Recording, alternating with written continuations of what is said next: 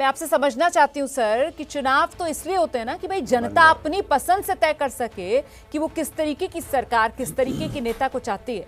लेकिन यहाँ तो संविधान में जो व्यवस्था है उसकी आड़ लेकर पार्टी आला कमान अपनी इच्छा ही जनता पर थोपने में लगी हुई है। सर, वक्त आ गया है कि ये पैराशूट एंट्री पर अब रोक लगाई जाए। देखिए बिल्कुल आपने सही कहा।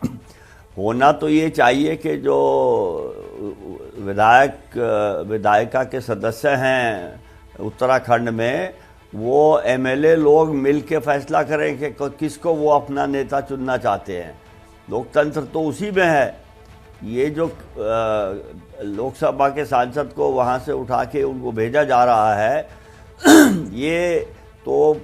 ये लोकतांत्रिक नहीं है, ये लोकतंत्र के खिलाफ है। और ये पार्टियों की जो पकड़ है ज़बरदस्ती राजनीति पे, उसका नतीजा है। उत्तराखंड का मामला जिसका अभी आपने जिक्र भी कर दिया, जिसे लेकर हम आज की चर्चा कर रहे हैं कि भाई लोकसभा सांसद तीरथ सिंह रावत, अब उनको सीएम बना दिया, अब उनकी सीट पर भी उपचुनाव होगा। अच्छा, उन्हें खुद विधानसभा में चुना जाना है, वो एक चुनाव होगा। मतलब एक मुख्यमंत्री बदलने के चक्कर में दो चुनाव। दो क्यों? एक तो जब वो एमएलए बनेंगे वहाँ एक आदमी रिजाइन करेगा, फिर वो कहीं और से कोशिश करेगा बनने की, या उसको कुछ और बनाया जाएगा, और एक लोकसभा का चुनाव होगा। तो ये मेरे ख्याल में तो जो इस तरह के गैर ज़रूरी चुनाव होते हैं, इनके खर्चे पॉलिटिकल पार्टियों को या उम्मीदवारों को के ऊपर जाने चाहिए। जैसे कि वो कई दफ़ा कहा जाता है कि अगर 2 क्षेत्रों से कोई उम्मीदवार इलेक्शन लड़े और बाद में एक से रिज़ाइन करे तो उसका इलेक्शन का खर्चा उसको देना चाहिए। ये हमारा जनता का पैसा ही तो खर्च हो रहा है इस पे। बिल्कुल सही बात है। तो फिर इस तरीके के प्रावधान में संशोधन की जरूरत आपको, हमें, आम लोगों को महसूस होती है। नेता क्यों इसकी तरफ से आंख मूंदे रहते हैं सर? देखिए, बड़े दुख की बात है कि हमारे देश में जो राजनीति है वो कोई भी पार्टी, और मैं तो कहता हूँ कोई भी नेता देश हित में या जनहित में राजनीति नहीं कर रहा है।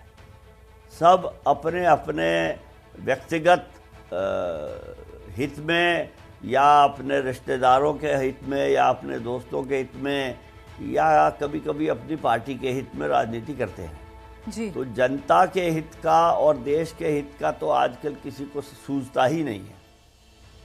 चलिए सर, ये तो इतना बड़ा आपने पॉलिटिकल स्टेटमेंट दे दिया है कि अब इसके बाद और आगे बात क्या बढ़ाई जाए। जनता खुद ही समझदार है, दर्शक खुद समझदार हैं जो इस वक्त ये शो देख रहे होंगे। मैं तो ये स्टेटमेंट देता ही रहता हूँ कोई। हाँ, पर बड़ी बात जगदीप जोकर साहब कह रहे हैं कि साहब यहाँ पर इस दौरान जिस तरीके की राजनीति देखी जा रही है उसमें ऐसा लग नहीं रहा है कि कोई भी देश हित की राजनीति कर रहा है।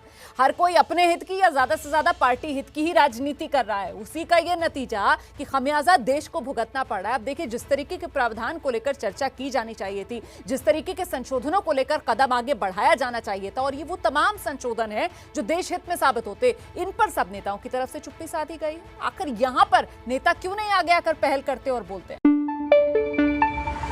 न पाबंदी हो न कोई हद हो तो बस खुद बनाई सरहद हो।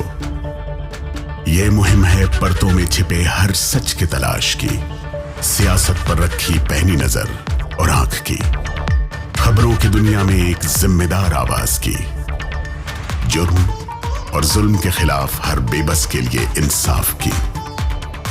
जब कोई हद नहीं इंसानियत के लिए जज्बात की, जब कोई हद नहीं खुशियों और ख्वाब की, तब कोई हद क्यों हो नए नजरिए और बदलाव की। तोड़ के हदों के ताले नए सपनों को पाले, बांधे सबको एक धागे, आपको रखे आगे एबीपी न्यूज़।